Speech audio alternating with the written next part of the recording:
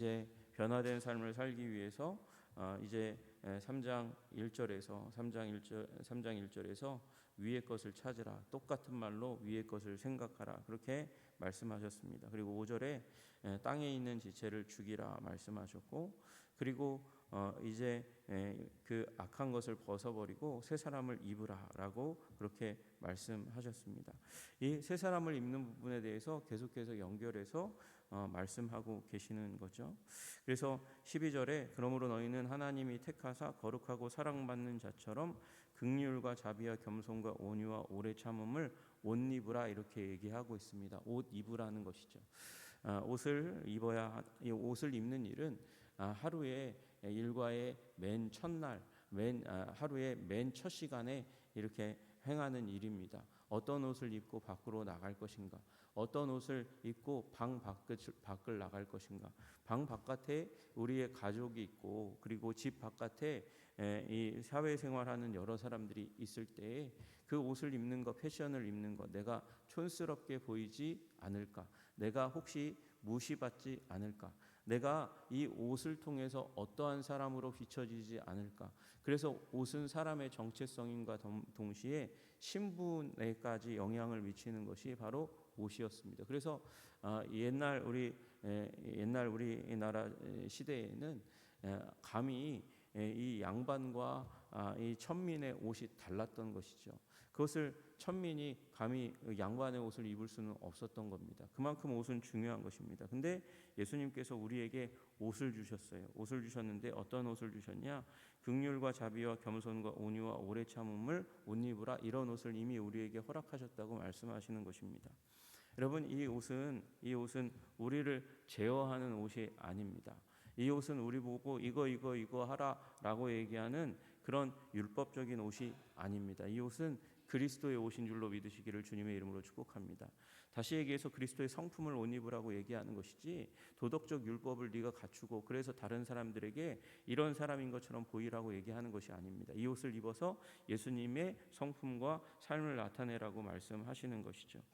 여러분, 그 첫 번째가 긍휼입니다. 긍휼은 이 다른 사람들에 대해서 이제 긍휼의 마음은 동정하는 마음을 갖는 것이고 불쌍히 여기는 마음을 갖는 것입니다. 이 긍휼은 긍휼이 풍성하신 하나님, 그 하나님의 성품의 근거에서 우리들에게 주어지는 것입니다. 이거는요, 진실한 겁니다. 여러분, 이 긍휼은 겉과 속이 다를 수가 없습니다. 우리 하나님은 겉과 속이 동일하신 분이십니다. 이걸 우리 여러 가지 단어로 번역하긴 하지만 일관성이라고 얘기할 수도 있고 진정성이라고도 얘기하는, 영어로 얘기하면 인티그리티라는 말이라고 얘기할 수 있을 겁니다. 인티그리티를 가지고 사람들을 긍휼, 불쌍하게 대하는 일이 필요하다. 겉과 속이 다르지 않게 일관성을 가지고 이 진정성을 가지고 그리고 동정하는 마음을 갖는 것, 그것이 바로 긍휼이라고 얘기할 수 있을 것입니다.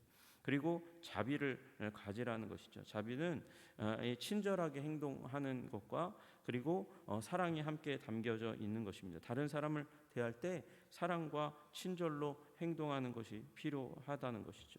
그리고 겸손해야 된다고 말씀하고 계십니다. 겸손. 여러분, 겸손이라는 말은 다 아시다시피 교만하지 않은 것입니다. 우쭐대지 않는 것입니다. 교만하고 우쭐대는 사람들에게 가까이 가기 싫어하는 것이 사람의 본성입니다. 그래서 교만하고 우쭐대지 말아야 됩니다. 이 세상 가운데서 가장 교만하고 그리고 우쭐대는 태도를 가질 수 있는 단 한 분의 존재가 있다면 그분이 바로 그리스도이십니다. 그리스도는 사람과 완전히 다른, 우리 일반적인 사람과는 완전히 다른 차원의 사람이기 때문에 그렇습니다. 그럼에도 불구하고 예수님은 이 땅 가운데 사실 때 겸손으로 사셨습니다. 우쭐댄 적이 없으십니다. 그리고 다른 사람을 비하시키시지도 않으셨습니다. 우리 주님은 사람들이 다 짓밟는 그런 세리와 창기와 같은 이들을 친구로 삼아서 그들과 더불어서 식사하실 수 있는 그런 겸손하신 주님이었습니다. 그들을 존중하셨습니다. 그러므로 여러분, 우리들도 이 땅 가운데서 살아갈 때에 짓밟고 존중하지 않는 태도, 비하하는 태도를 그리고 무시하는 태도를 버려야 하는 것입니다. 여러분, 대부분 지금 이 일들은 세상 가운데 일어나는 일들은 바로 겸손하지 않기 때문에 일어나는 일입니다. 자기보다 약해 보이면, 조금 더 약해 보이면 그러면 짓밟습니다. 무시합니다. 그게 학교에서 일어나는 학폭으로부터 시작해서 이 회사에서 일어나는 여러 가지 문제의 근원적인 일입니다. 요새는 남자와 여자를 가르고 서로를 비하하는 일까지 일어납니다. 심지어 자기의 아버지와 어머니까지 비하하는 일이 일어납니다. 왜 그렇습니까? 이 시대가 겸손하지 않기 때문에 그렇습니다. 또 온유하라고 이야기합니다. 온유는 여러분 다 아시다시피 나약함이 아닙니다. 강한데 그러나 그 강함을 컨트롤해서, 그래서 자기의 삶을, 자기의 본성을 말씀에 또는 위에 있는 권위에 복종시키는 태도를 온유라고 이야기합니다. 이 온유와 겸손과 자비와 긍휼을 옷 입으라고 말씀하고 있습니다. 또 오래 참음에 대해서 얘기합니다. 오래 참음은요, 우리 삶 가운데 화를 돋구는 사람이 있어요. 계속 이 화를 돋군다는 말은 그냥 한 번 일어나는 일이 아니라 여러 번에 걸쳐서 일어나는 일을 의미하는 것입니다. 그 여러 번에 일어나는 이 문제를 계속해서 참고 참아낼 수 있는 능력이 바로 오래 참음의 능력입니다. 여러분 모두가 긍휼과 자비와 겸손과 온유와 오래 참음으로 옷 입으시는 여러분들 되시기를 주님의 이름으로 축복합니다. 이게 누구의 옷이라고요? 예수님의 옷이에요. 예수님의 성품의 옷을 우리에게 입혀 주셨습니다. 그러므로 그에 합당하게 살아가야 된다고 말씀하십니다. 여러분 이렇게 살아가야만 하는 근거, 살아갈 수 있는 근거가 무엇입니까? 첫째는 하나님이 우리를 택하셨다 말씀하고 계십니다. 여러분 하나님의 택하심을 우리 입은 하나님의 사람이기 때문에 이 옷을 입고 살아가야 되는 줄로 믿으시기를 주님의 이름으로 축복합니다. 여러분 하나님의 택하심은 우리의 어떤 특별한 조건 때문이 아니라는 사실을 우리는 너무나 잘 알고 있습니다. 우리가 무슨 착한 일을 했거나 우리가 우리 혈통적으로 어떤 특별한 이권이 있기 때문에 그래서 선택된 것이 아닙니다. 우리 다 아시다시피 요한복음 1장 12절 13절에 영접하는 자 곧 그 이름을 믿는 자들에게는 하나님의 자녀가 되는 권세를 주셨으니 이는 혈통으로나 육정으로나 사람의 뜻으로 나지 아니하고 오직 하나님께로부터 난 자들이니라 말씀하셨습니다. 하나님이 사랑하셔서 우리를 선택하셨다는 거예요. 혈통, 어떤 핏줄의 라인이 굉장히 귀족적이거나 그 선택받을 만한 어떤 이유가 있어서가 아닙니다. 육정, 어떤 육체적인 욕망, 우리 내면으로부터 일어나는 어떤 강력한 욕망 때문에도 아니고, 그 다음에 사람의 뜻, 사람의 계획과 목적. 계획이라는 건요, 혼자 하는 계획도 있지만 대부분의 계획은 자기가 뜻을 세우고 여러 사람과 함께 하는 게 뜻입니다. 그 뜻에 합류하냐 안 하는가가 굉장히 중요한 거죠. 그러니까 육정은 한 사람의 마음 가운데서 일어나는 욕망이라고 한다면, 사람의 뜻은 그것을 드러내서 조직적으로 엮여진 것입니다.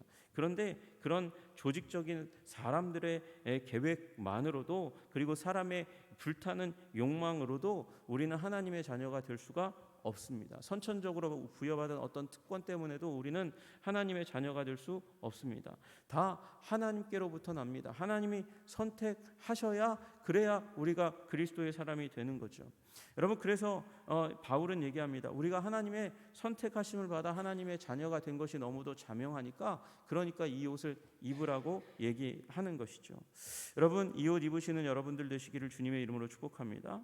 이 옷을 입어야 할 또 하나의 이유가 있다면 거룩하게 되었기 때문입니다. 택하심을 받아서 거룩하게 되었기 때문이라고 그렇게 말씀하십니다. 여러분 누가 감히 나는 거룩하다 이렇게 얘기할 수 있겠어요? 나는 거룩하다.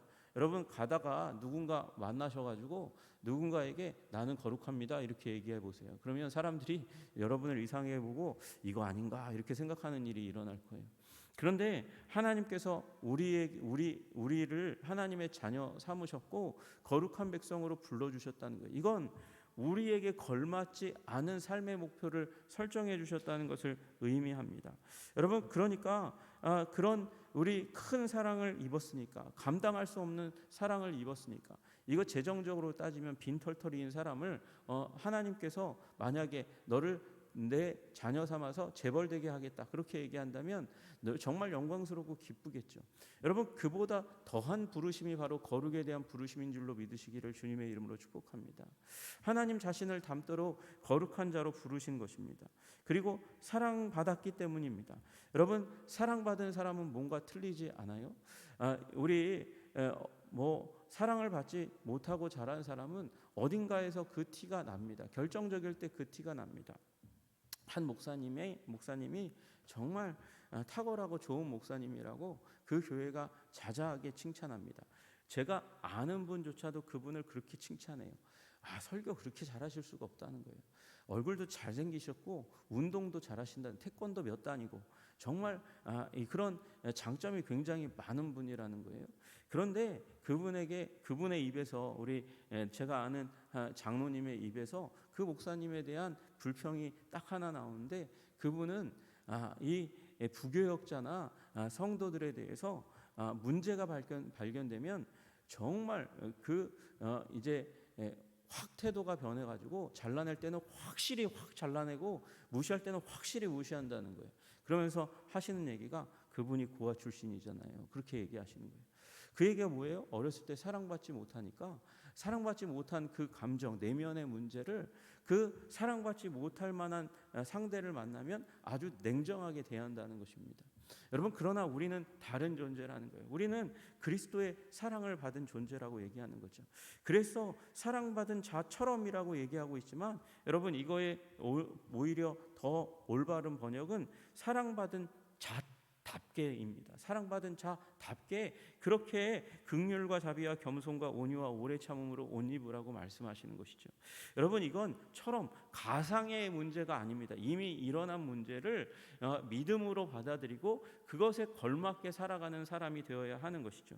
여러분 하나님이 택하신 자답게 살아가시기를 주님의 이름으로 축복합니다. 하나님께서 거룩하게 부르신 자답게 살아가시기를 주님의 이름으로 축복합니다. 여러분 하나님의 사랑을 받은 자답게 살아가시는 여러분들 되시기를 주님의 이름으로 축복합니다. 그것은 우리 예수님이 가지고 계신 그 성품을 나의 성품으로 삼는 것, 옷 입는 것입니다. 여러분 그 삶 살아가시는 여러분들 되시기를 주님의 이름으로 축복합니다.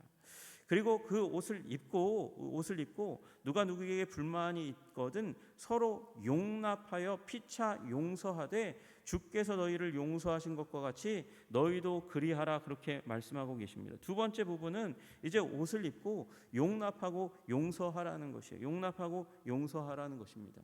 여러분 누가 누구에게 불만이 없다 이건 불가능한 것입니다. 아무리 사랑하는 사람이라 할지라도 불만이 있을 수밖에 없다는 것을 전제하고 있는 것이죠.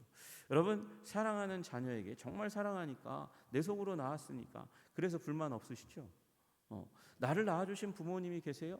그래서 그 부모님에 대해서 불만 없으시죠? 그럼 배우자에게도 불만이 없을 수 있나요? 여러분 다 그 사이에 불만이 있어요.